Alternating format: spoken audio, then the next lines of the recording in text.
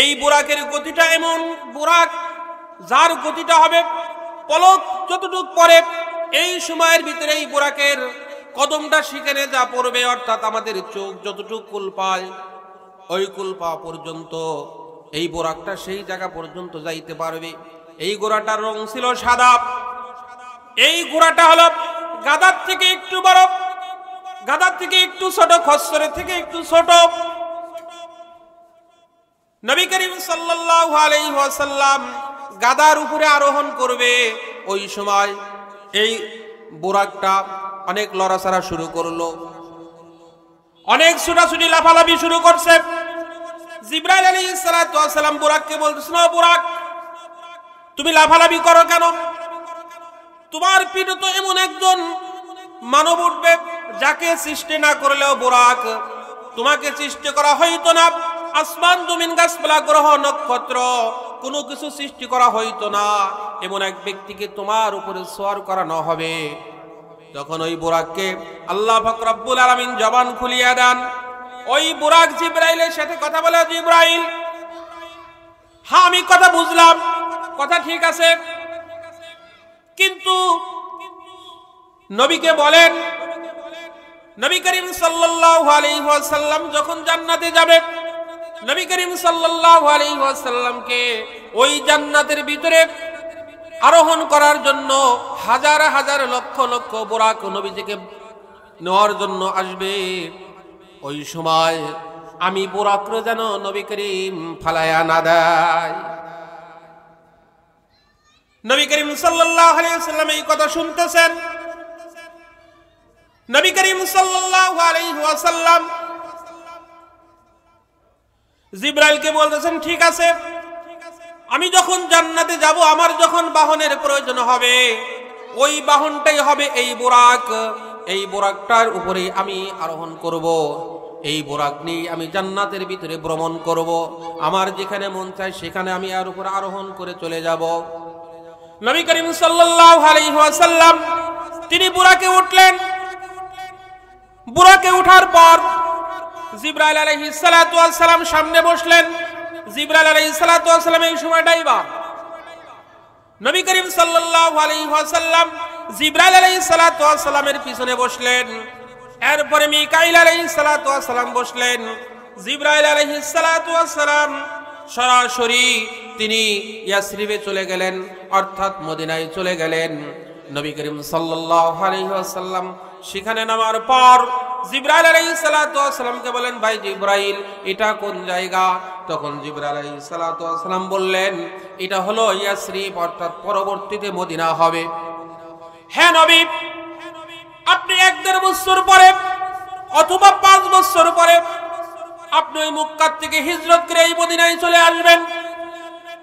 এটা হলো এই যে আমির হামজার বাড়ি, এর পাশেই হবে মসজিদে নববী, এর পাশেই হবে আপনার হুজরাখানা। হ্যাঁ নবী, আপনি এখানে 2 রাকাত নামাজ পড়ুন। তখন নবী করিম সাল্লাল্লাহু আলাইহি ওয়াসাল্লাম এই ইয়াসরিবে তিনি 2 রাকাত নামাজ আদায় করলেন। 2 রাকাত নামাজ আদায় করার পর জিবরাইল, মিকাইল, নবী করিম সাল্লাল্লাহু আলাইহি ওয়াসাল্লাম আবার বুরাকের উপর সওয়ার হইয়া সেখান থেকে তিনি সরাসরি চলে গেলেন তুর পাহাড়ে। তুর পাহাড়ে চলে গেলেন। ওই আগেই মুসা আলাইহিস সালাতু ওয়াস সালামের কথা বলছিলাম, যে এখানে আল্লাহ পাকের নূর দেখতে পাইছিলেন। এই তুর পাহাড়ের উপরে আসিয়া আল্লাহ তাআলার সাথে মুসা আলাইহিস সালাতু ওয়াস সালাম কথা বলতেছিলেন। ওয়ালাম্মা জাআ মুসা কাল্লামুহু তাকলিমা, মুসা আলাইহিস সালাতু ওয়াস সালাম তুর পর্বতের পাহাড়ে যাইয়া আল্লাহ তাআলার সাথে কথা বলেছেন। জিবরাইল আলাইহিস সালাতু ওয়াস সালাম বলেন, হ্যাঁ নবী, আপনি এখানে 2 রাকাত নামাজ আদায় করুন। নবী করিম সাল্লাল্লাহু আলাইহি ওয়াসাল্লাম ওই তুর পর্বতের পাহাড়ে যাইয়াও 2 রাকাত নামাজ আদায় করেন। নামাজ আদায় শেষ করার পরে 3 জন আবার এই বুরাকের উপর উঠিয়া সেখান থেকে চলে যান বাইতুল লাহাম।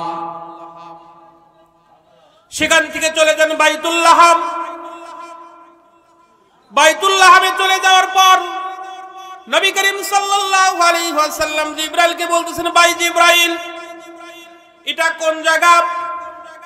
জিবরাইল আলাইহিস সালাতু ওয়াস সালাম বলেন যে এটা হলো হযরত ঈসা আলাইহিস সালাতু ওয়াস সালামের জন্মগ্রহণের জায়গা। এখানে ঈসা আলাইহিস সালাতু ওয়াস সালাম জন্মগ্রহণ করেছিলেন। এই যে আপনি একটা খেজুর গাছ দেখতে পাচ্ছেন, মরা খেজুর গাছ, আর খেজুর গাছের নিচেই দেখতেছেন আপনি জান্নাতে একটা নহর দেখতে পাইতেছেন। ও নবী, আপনি এখান থেকে একটু পানি পান করেন, দেখেন এই পানিটা কি রকম মিষ্টি। নবী করিম সাল্লাল্লাহু আলাইহি ওয়াসাল্লাম সেখান থেকে পানি পান করলেন। জিবরাইলকে বলতেছেন, ও ভাই জিবরাইল, এই খেজুর গাছ থেকে তো হযরত মারইয়াম আলাইহিস সালাতু ওয়াস সালাম খেজুর গাছে লাড়া দিয়েছিল। এক লাড়াতে 42টা খেজুর এই মরা গাছ থেকে পড়েছিল। ও ভাই জিবরাইল, এখন তো গাছ দেখতেছি মরা, এই গাছের ভিতরে তো কোনো খেজুর নাই। ও ভাই জিবরাইল, আমি যদি খেজুর গাছে লাড়া দেই তাহলে কি এই মরা গাছ থেকে খেজুর পড়বে? জিবরাইল আলাইহিস সালাতু ওয়াস সালাম বললেন, হ্যাঁ, এই মরা গাছে যদি আপনি ধাক্কা মারেন, ধাক্কা দেওয়ার সাথে সাথে আল্লাহ পাকের কুদরতে, আল্লাহ পাকের হুকুমে এই মরা গাছ থেকে সবুজ শ্বেতস পাকা পোক্ত 42টা খেজুর আপনার জন্য এখানে পড়বে। নবী করিম সাল্লাল্লাহু আলাইহি ওয়াসাল্লামকে বললেন, হ্যাঁ নবী, আপনি এই খেজুর খান আর আপনি এখান থেকে একটু পানি পান করেন। নবী করিম সাল্লাল্লাহু আলাইহি ওয়াসাল্লাম খেজুর খাইলেন, পানি পান করলেন। এরপরে জিবরাইল বলেন, ও নবী, আপনি এখানে 2 রাকাত নামাজ আদায় করুন। নবী করিম সাল্লাল্লাহু আলাইহি ওয়াসাল্লাম এখানে তিনি 2 রাকাত নামাজ আদায় করলেন। 2 রাকাত নামাজ আদায় করার পর নবী করিম সাল্লাল্লাহু আলাইহি ওয়াসাল্লাম, মিকাইল, 3 জন মিলে আবার সেখান থেকে চলে গেলেন মাদাইন নামক শহরে। এই মাদাইন নামক শহরে যাওয়ার পরে নবী করিম সাল্লাল্লাহু আলাইহি ওয়াসাল্লাম সেখানে একটা ইন্দারা দেখতে পাইলেন, কূপ। এই কূপের নিকটে যাওয়ার পর জিবরাইল বলতেছেন, মুসা আলাইহিস সালাতু ওয়াস সালাম কিপ্তি বংশের একটা বাচ্চাকে হত্যা করেছিল। ফিরাউন তাকে নির্দেশ দিয়েছিল, মুসাকে যেখানে পাও সেখান থেকে ধরে নিয়ে আসো, মুসাকে হত্যা করা হবে। এই জন্য ফিরাউনের দেশ থেকে পলায়ন করিয়া মুসা আলাইহিস সালাতু ওয়াস সালাম মাদান শহরে আশ্রয় নিয়েছিল। এই কূপের কাছেই আসছিল। ও নবী, এই কূপের নিকটে আপনি 2 রাকাত নামাজ আদায় করুন। তার কারণ এই কূপের পাশেই হযরত মুসা আলাইহিস সালাতু ওয়াস সালামের শ্বশুরের বাড়ি। মুসা আলাইহিস সালাতু ওয়াস সালামের শ্বশুর হযরত শুআয়ব আলাইহিস সালাতু ওয়াস সালামের বাড়ি এখানে। এই কূপের নিকট আপনি 2 রাকাত নামাজ আদায় করুন। নবী করিম সাল্লাল্লাহু আলাইহি ওয়াসাল্লাম এখানে 2 রাকাত নামাজ আদায় করলেন। 2 রাকাত নামাজ আদায় করার পর সেখান থেকে নবী করিম সাল্লাল্লাহু আলাইহি ওয়াসাল্লামকে সরাসরি নিয়ে গেলেন বাইতুল মুকাদ্দাসে। বাইতুল মুকাদ্দাসে নবী করিম সাল্লাল্লাহু আলাইহি ওয়াসাল্লামকে নেওয়ার পর বুরাক থেকে নামলেন। নামার পর পূর্ব পর বাবা আদম থেকে নিয়ে ঈসা রুহুল্লাহ পর্যন্ত সমস্ত নবী রাসূলদের বাহনগুলো বান্দার জন্য একটা পিলার ছিল। এই পিলারে ওই বুরাক যেই বাহনটা ছিল, সেই বুরাকটাকে সেই পিলারের সাথে জিবরাইল আলাইহিস সালাতু ওয়াস সালাম বানলেন। নবী করিম সাল্লাল্লাহু আলাইহি ওয়াসাল্লাম জিবরাইলকে বলেন, ও ভাই জিবরাইল, এই বুরাককে আপনি কেন বাঁধেন? এটা তো জান্নাতি বুরাক, এ তো হারায় যাবে না, আর কারণ নেওয়ারও কোনো ক্ষমতা নাই এই বুরাকরে। তখন জিবরাইল আলাইহিস সালাতু ওয়াস সালাম বলেন, ও নবী, এই সবরটা হলো আপনার জন্য শিক্ষা সবর, আপনার উম্মতের জন্য হলো শিক্ষা সবর। আপনি নামাজ পড়তে যাবেন, আপনি সুন্দর করে দোকানটা তালা মেরে যাবেন। আপনি নামাজ পড়তে যাবেন, আপনার জুতার হিফাজত করে যাবেন। আপনি নামাজ পড়তে যাবেন, আপনার প্রয়োজনীয় আসবাবপত্র যা আছে সবকিছু হিফাজত করে তারপরে আপনি নামাজে চলে যাবেন। এই শিক্ষাটা আপনার উম্মতকে আপনি দিয়ে দিবেন।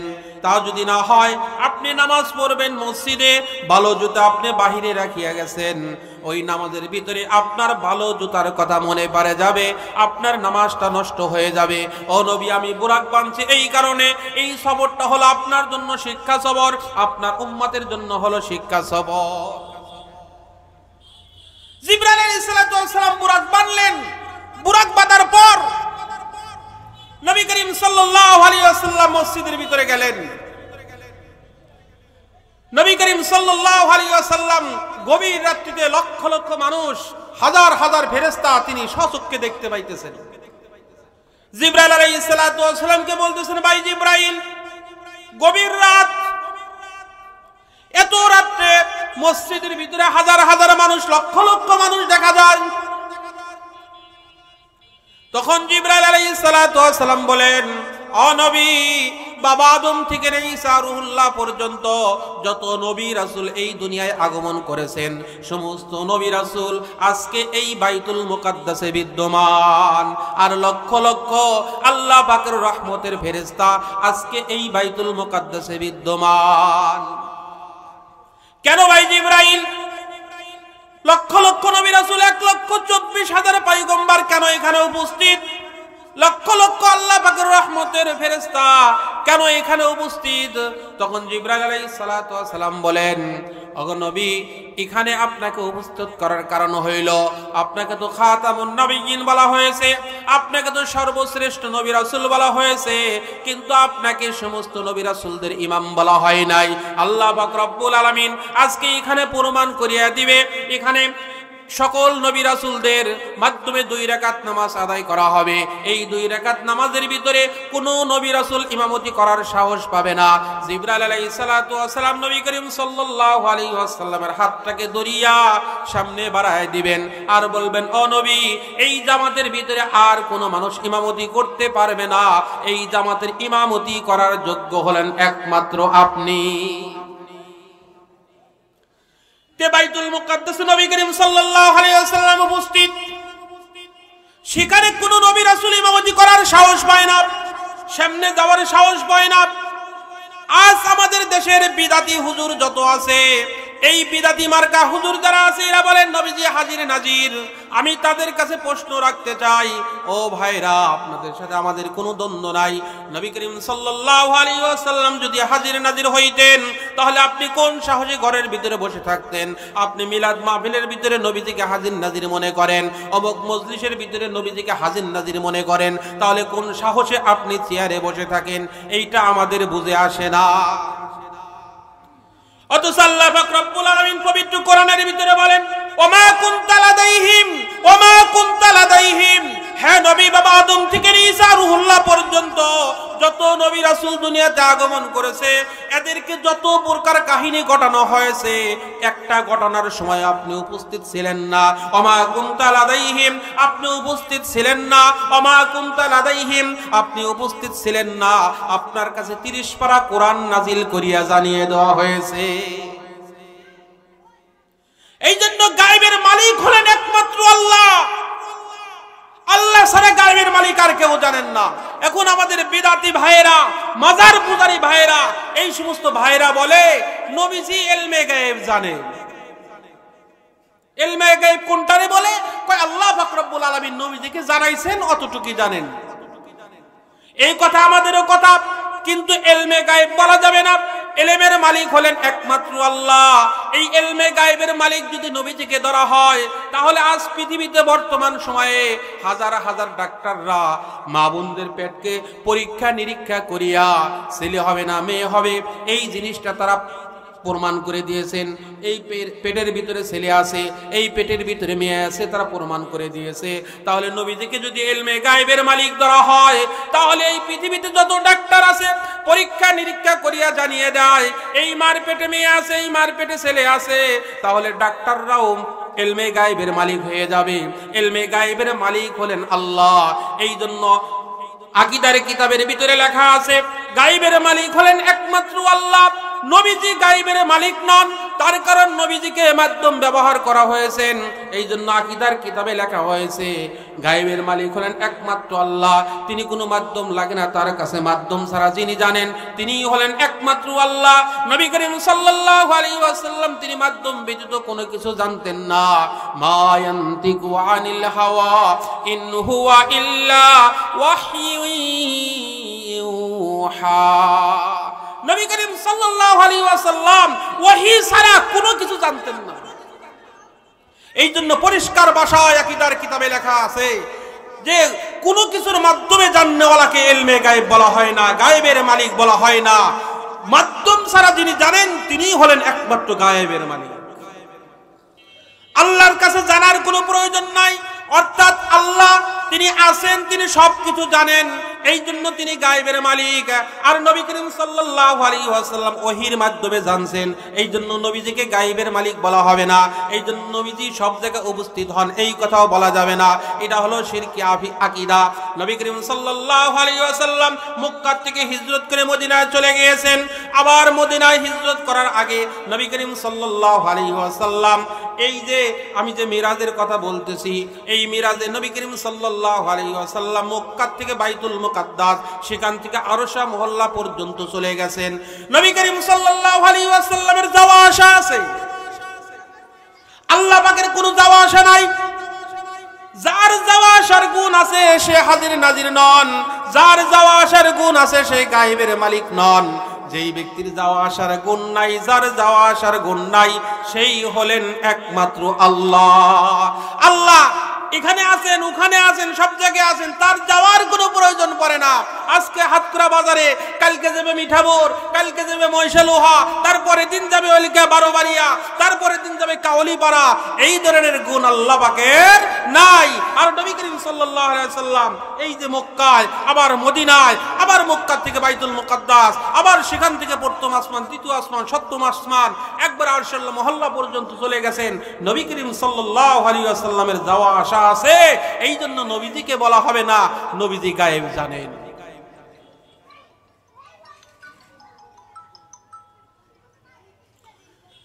যাই হোক, নবী করিম সাল্লাল্লাহু আলাইহি ওয়াসাল্লাম তিনি বাইতুল মুকাদ্দাসের সমস্ত নবীদের ইমামতি করলেন। ইমামতি করার পর নবী করিম সাল্লাল্লাহু আলাইহি ওয়াসাল্লাম সমস্ত নবী রাসূলদের সাথে কৌশল বিনিময় হইল, কথাবার্তা হইল। কথাবার্তা সাক্ষাৎ সবকিছু শেষ করার পর নবী করিম সাল্লাল্লাহু আলাইহি ওয়াসাল্লাম বাইতুল মুকাদ্দাসের বাহিরে চলে আসলেন। জিবরাইল আলাইহিস সালাতু ওয়াস সালাম তিনি দুইটা পেয়ালা, স্বর্ণ রৌপ্যের দুইটা পেয়ালা নিয়ে উপস্থিত হইলেন। একটা পেয়ালার ভিতরে মদ আর একটা পেয়ালার ভিতরে দুধ। এই দুইটা পাত্র নিয়ে নবীজির সামনে উপস্থিত হইলেন। নবী করিম সাল্লাল্লাহু আলাইহি ওয়াসাল্লামকে বলেন, ইয়া রাসূলুল্লাহ, ইয়া হাবিবাল্লাহ, আপনি মদ গ্রহণ করবেন না দুধ গ্রহণ করবেন? নবী করিম সাল্লাল্লাহু আলাইহি ওয়াসাল্লাম মদ গ্রহণ করে নাই। নবী করিম সাল্লাল্লাহু আলাইহি ওয়াসাল্লাম দুধ গ্রহণ করছেন, দুধটাকে তিনি পান করেছেন। তখন জিবরাইল আলাইহিস সালাতু ওয়াস সালাম বললেন, হে নবী, আপনি ভাগ্যবান, আপনার উম্মত ভাগ্যবান এই দুধ পান করার কারণে। আপনি যদি মদ নিতেন আর এই মদ পান করতেন, তাহলে আপনার বদনসিব, আপনার উম্মত এই দ্বীনে মুহাম্মাদের থেকে তারা সরে যাইত, গোমরা হয়ে যাইত। যাই হোক, দুধ পান করার পর নবী করিম সাল্লাল্লাহু আলাইহি ওয়াসাল্লাম জিবরাইল আলাইহিস সালাতু ওয়াস সালাম বুরাকে উঠলেন। নবী করিম সাল্লাল্লাহু আলাইহি ওয়াসাল্লাম উঠলেন। এরপরে মিকাইল আলাইহিস সালাতু ওয়াস সালাম উঠলেন। ওঠার পর এই বুরাকটা এক বিদ্যুৎ গতিতে, এক চোখের পলকে এই বুরাকটা সরাসরি চলে গেল প্রথম আসমানে। প্রথম আসমানে যাওয়ার পর গেটে যখন নক করছে, নক করার পর গেটের বাহির থেকে ভিতর থেকে শব্দ আসছে, কে? আনা জিব্রাইল, আমি হলাম জিব্রাইল। সাথে কে কয়, মা মুহাম্মাদুর রাসূলুল্লাহ, আমার সাথে হলো মুহাম্মাদুর রাসূলুল্লাহ, যাকে সৃষ্টি না করলে কোনো কিছুই সৃষ্টি করা হতো না। ও জিব্রাইল, তোমার তো এখানে আসার পারমিশন আছে, কিন্তু তোমার সাথে যে আছে তার কি এখানে আসার পারমিশন আছে? তখন বলে, হ্যাঁ, এখানে শুধু পারমিশন নয়, আল্লাহ পাক রব্বুল আলামিন তাকে দাওয়াত করেছেন তোমার এই প্রথম আসমানে নয়, এই 7 আসমান পাড়িতে আরশের মহল্লা পর্যন্ত যাওয়ার পারমিশন। তখন ফেরেশতা নবী করিম সাল্লাল্লাহু আলাইহি ওয়াসাল্লামকে আহলান মারহাবান তাইয়িবান মুবারাকান সাধুবাদ জানাইলেন। নবী করিম সাল্লাল্লাহু আলাইহি ওয়াসাল্লাম প্রথম আসমানে পদার্পণ করলেন। প্রথম আসমানে পদার্পণ করিয়া একজন ব্যক্তিকে দেখতে পাইলেন।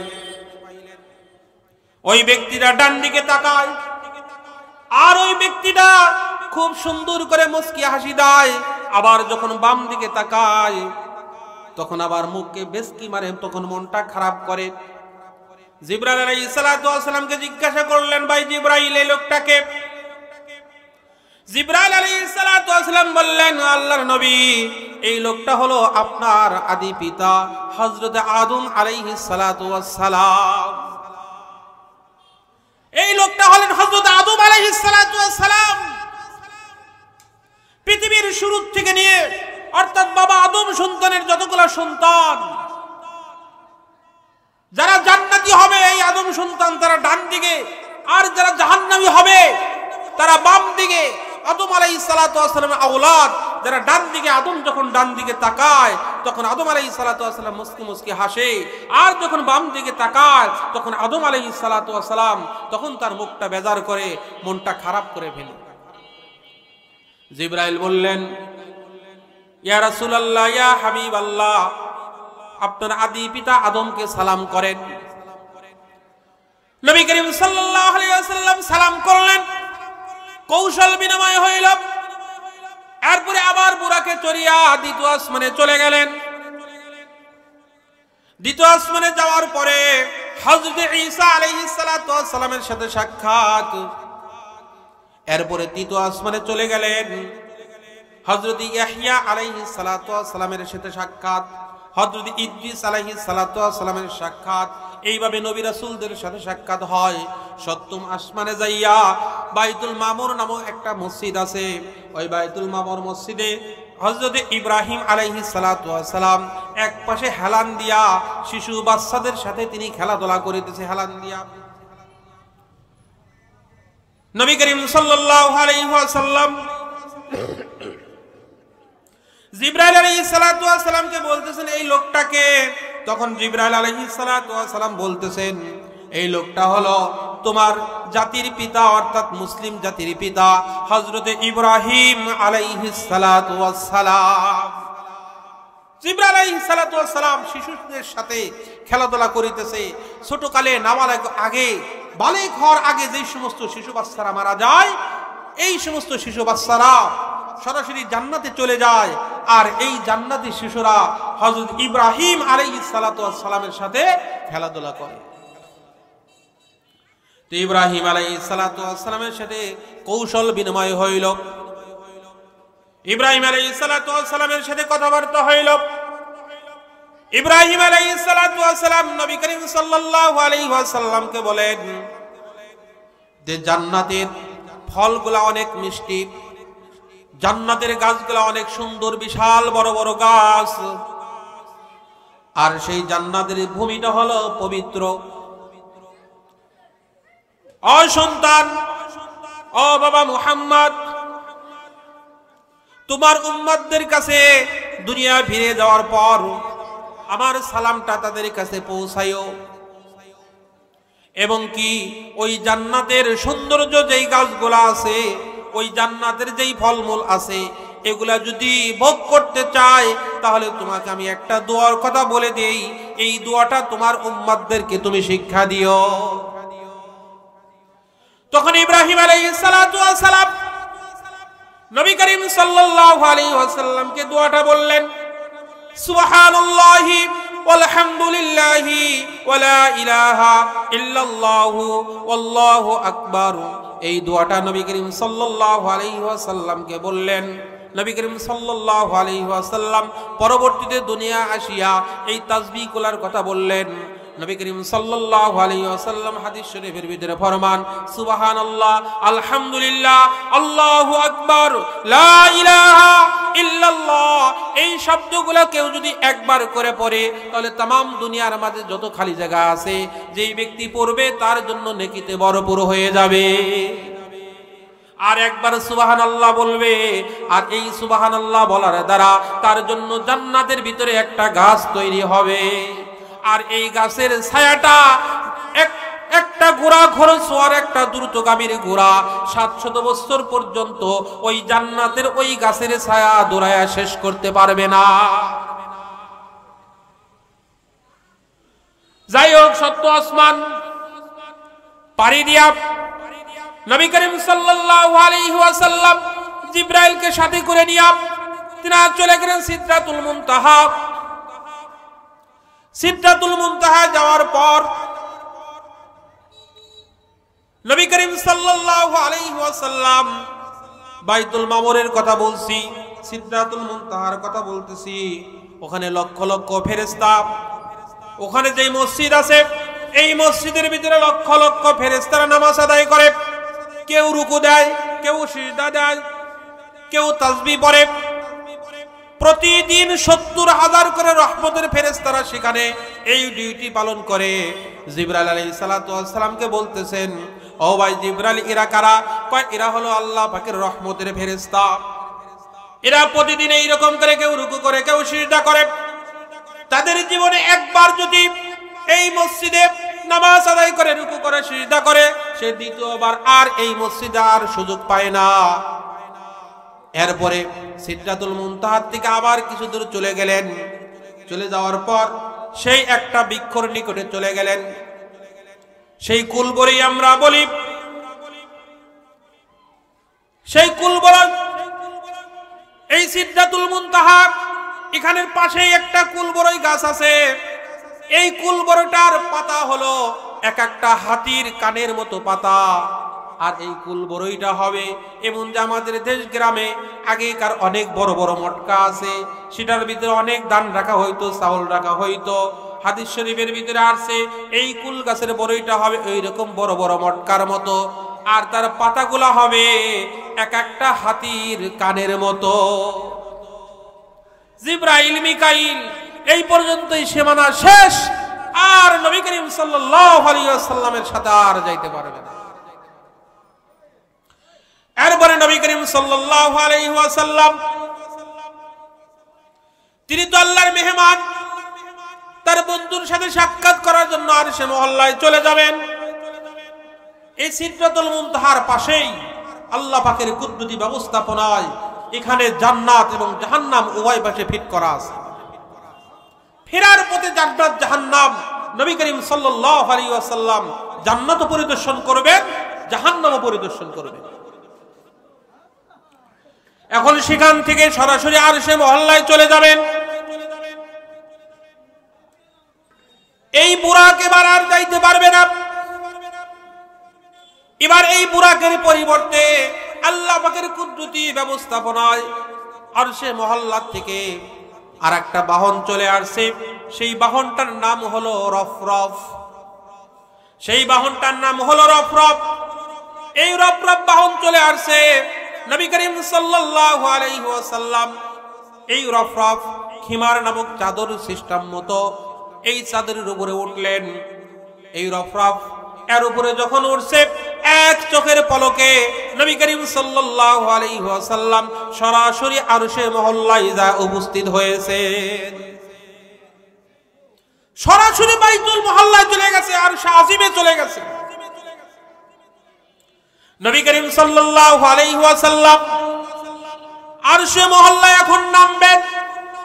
নবী করিম সাল্লাল্লাহু আলাইহি ওয়াসাল্লামের পায়ে এখন জুতা। নবী করিম সাল্লাল্লাহু আলাইহি ওয়াসাল্লাম পায়ের জুতা খুলবেন। তখন নবী আল্লাহ পাক রব্বুল আলামিন নবীজিকে বলতেছেন, ইয়া রাসূলুল্লাহ, ইয়া হাবিবাল্লাহ, হে আমার বন্ধু, আপনি জুতা খোলেন কেন? তার কারণ আপনার আরশ এটা পবিত্রতম একটা স্থান। মুসা আলাইহিস সালাতু ওয়াস সালাম যখন তুর পর্বতে গিয়েছিল, ওই সময় আপনি মুসার ব্যাপারে বলেছিলেন, ইয়া মুসা ফাখলা'না আলাইক ইন্নাকা বিল ওয়াদিল মুকদ্দাসি তুয়া। হে মুসা, এটা একটা পবিত্র উপত্যকা, আপনি এখানে উঠবেন, আপনার জুতা খুলে ফেলুন। নবী করিম সাল্লাল্লাহু আলাইহি ওয়াসাল্লাম মুসা আলাইহিস সালাতু ওয়াস সালামের কথা বললেন। আল্লাহ পাক রব্বুল আলামিন নবী করিম সাল্লাল্লাহু আলাইহি ওয়াসাল্লামকে বলেন যে, হে নবী, হে আমার বন্ধু, পৃথিবীতে যত নবী রাসূল আমি প্রেরণ করেছি তাদের সকলের উপরে মর্যাদা আমি আপনাকে দিয়েছি। আপনি মুসার উদাহরণ এখানে টানলেন। ওই মুসার কথা আপনার কথার সাথে মিলবে না। মুসা আলাইহিস সালাতু ওয়াস সালাম পবিত্র উপত্যকায় যাবে, আমি জুতা খোলার জন্য আমি বলেছিলাম, কিন্তু আপনার জুতা পরিধান করিয়া এই আরশে মহল্লা ওঠা, এটা আরশের জন্য সম্মান করা হবে, আপনার সম্মান হবে, আপনার মান ইজ্জত বাড়বে। আপনি জুতা পাই দিয়ে আপনি আরশের উপরে উঠুন, আপনার জুতার দ্বারা আরশে মহল্লা বলছেন না, আল্লাহ তাআলাকে সচক্ষে দেখে নাই, পর্দার মাধ্যমে কথাবার্তা হয়েছে। যাই হোক, এরপরে নবী করিম সাল্লাল্লাহু আলাইহি ওয়াসাল্লামকে বলেন, বন্ধু বন্ধুর বাড়িতে বেড়াইতে গেলে কিছু হাদিয়া তোফা নিয়ে যায়। ও বন্ধু, আমি তো তোমাকে দুনিয়ার জমিন থেকে আরশে মহল্লা, সাত আসমান উপরে সিদরাতুল মুনতাহার উপরে আরশে মহল্লা, আমি তো সেখানে নিয়ে আসছি। ও বন্ধু আমার, ও হাবিব, তুমি আমার জন্য কি হাদিয়া নিয়ে আসছো? তখন নবী করিম সাল্লাল্লাহু আলাইহি ওয়াসাল্লাম বলেন, আমার শারীরিক ইবাদত, আমার অঙ্গ প্রত্যঙ্গের ইবাদত, আমার মালি ইবাদত, আমার জওয়ানি ইবাদত, আমার পবিত্রতা, সব কিছু আমি আপনার জন্য উৎসর্গ করলাম। আত্তাহিয়াতু লিল্লাহি ওয়াস সালাওয়াতু ওয়াত তাইয়্যিবাত, এই শব্দগুলা যখন নবী করিম সাল্লাল্লাহু আলাইহি ওয়াসাল্লাম আরশে মহল্লায় আল্লাহ পাকের জন্য হাদিয়া উৎসর্গ করলেন, তখন আল্লাহ পাক রব্বুল আলামিন খুশি হইয়া নবী করিম সাল্লাল্লাহু আলাইহি ওয়াসাল্লামকে বলেন, আসসালামু আলাইকা আইয়ুহান নাবিয়্যু ওয়া রাহমাতুল্লাহি ওয়া বারাকাতুহু। হে নবী, যে আপনার উপরে শান্তি, সালাম ও বরকত অবতীর্ণ হোক। আমি আপনার প্রতি শান্তির দোয়া করলাম, আপনার জন্য বরকতের দোয়া করলাম, সালামতির দোয়া করলাম। নবী করিম সাল্লাল্লাহু আলাইহি ওয়াসাল্লাম এই শান্তি বরকত যখন তিনি পাইলেন, এখন নবী করিম সাল্লাল্লাহু আলাইহি ওয়াসাল্লাম দেখলেন, আমি সাত আসমান সিদরাতুল মুনতাহা সবকিছু পাড়ি দিয়া আরশে মহল্লা আমি চলে আসছি। আল্লাহ পাক তো আমার উপরে রহমত নাজিল করার কথা বললেন, আমার গুনাহগার উম্মতের কি হবে? আমার গুনাহগারের উম্মতের কি হবে? তখন নবী করিম সাল্লাল্লাহু আলাইহি ওয়াসাল্লাম আল্লাহকে বলে, আল্লাহ তুমি তো আমার উপরে শান্তি, রহমত, বরকত এগুলা নাজিল করলা, হে আল্লাহ আমি এই শান্তি, রহমত আমার উম্মতের মাঝে আমি বন্টন করিয়ে দিলাম। তখন নবী করিম সাল্লাল্লাহু আলাইহি ওয়াসাল্লাম বলেন, আসসালামু আলাইনা ওয়া আলা ইবাদিল্লাহিস সালিহিন, আমার উম্মতের ভিতরে যারা নেককার, পরহেজগার, দিনদার হবে, আল্লাহ পাক রব্বুল আলামিন আমাকে যেই রহমতে সাকিনা দান করলেন, আমার উপরে যেই বরকত দান করলেন, এই রহমতে সাকিনা, বরকত, সালামতি আমার নেককার উম্মতের মাঝে আমি বন্টন করে দিলাম। আরশে মহল্লা 8 জন ফেরেশতা বহন করে। এই 8 জন ফেরেশতা আল্লাহ এবং নবীর সাথে যেই কথাবার্তা হয়েছে, কথোপকথন হয়েছে, এই ফেরেশতাগুলা সচক্ষে তারা সহজ জ্ঞানে এই কথাগুলা তারা শুনছে। তখন এই 8 জন ফেরেশতার মুখ থেকে এক বাক্যে সরাসরি শব্দগুলা যে বের হয়েছে, আশহাদু আল্লা ইলাহা ইল্লাল্লাহু ওয়া আশহাদু আন্না মুহাম্মাদান আবদুহু ওয়া রাসূলুহু, আত্মা তো পরিপূর্ণ হয়ে গেল। যাই হোক, আল্লাহ তাআলার সাথে কথাবার্তা হয়েছে, সবকিছু শেষ। এখন আল্লাহ পাক রব্বুল আলামিন এই উম্মতে মুহাম্মাদের জন্য কিছু হাদিয়া দিবেন। সেই হাদিয়াটা হলো 50 ওয়াক্ত নামাজ। সেই হাদিয়া হলো 50 ওয়াক্ত নামাজ। এই 50 ওয়াক্ত নামাজ নিয়া আল্লাহ তাআলার কাছ থেকে বিদায় নিয়া তিনি কি করলেন? তিনি চলে আসতেছেন, তিনি পঞ্চম আকাশে চলে আসছেন। পঞ্চম আকাশে আসার পর হযরত মুসা আলাইহিস সালাতু ওয়াস সালামের সাথে সাক্ষাৎ হয়েছে। মুসা আলাইহিস সালাতু ওয়াস সালাম দেখিয়া কথাবার্তা বললেন, বলার পর আপনার উম্মতকে আল্লাহ পাক কি হাদিয়া দিয়েছেন? আল্লাহ রাসূল তো খুশি যে অন্য কোন নবীর উম্মতকে এত নামাজ দেয় নাই, আমার উম্মত তো পড়বে, খুশিতে বাগবাগুম হয়ে গেছে নবীজি। তখন মুসা আলাইহিস সালাতু ওয়াস সালাম বললেন যে, হ্যাঁ নবী, হ্যাঁ আমার বন্ধু, হো ভাই, ভালো কি মন্দ, আপনার উম্মত হায়াত পাবে কম, একবারে কম, দুর্বল, এর হাড্ডি উড্ডিতে জোর পাবে না, একেবারে দুর্বল। কাজে আপনি তাড়াতাড়ি আল্লাহর কাছে যান, নামাজ কমাই নিয়ে আসেন। নবী করিম সাল্লাল্লাহু আলাইহি ওয়াসাল্লাম এইভাবে মুসা আলাইহিস সালাতু ওয়াস সালামের কাছে আসে, আবার যায়, আবার আসে, আবার মুসা পাঠিয়ে দেয়। এইভাবে 9 বার আল্লাহ রাসূল সাল্লাল্লাহু আলাইহি ওয়াসাল্লাম আল্লাহ তাআলার সাথে সাক্ষাৎ করছেন। প্রত্যেক সাক্ষাতে 5 ওয়াক্ত করে নামাজ কমায় দিয়েছেন। পরিশেষে 5 ওয়াক্ত নামাজ নবী করিম সাল্লাল্লাহু আলাইহি ওয়াসাল্লামকে আবার বলেন, ও ভাই তুমি আবার যাও, এই 5 ওয়াক্ত নামাজও তোমার উম্মত পড়তে পারবে না। তখন নবী করিম সাল্লাল্লাহু আলাইহি ওয়াসাল্লাম মুসা আলাইহিস সালাতু ওয়াস সালামকে বলেন, না আমি আর যাইতে পারবো না, প্রত্যেকবারই গেছি আমি, প্রত্যেকবারই 5 ওয়াক্ত করে নামাজ কমায় দিয়েছে, এইবার যদি আমি যাই তাহলে আমার উম্মতের জন্য এই রহমতের নামাজ আর আমার উম্মতের জন্য থাকবে না। কাছে ও ভাই মুসা আমি আর যাইতে পারবো না, আমার এখন লজ্জা করে।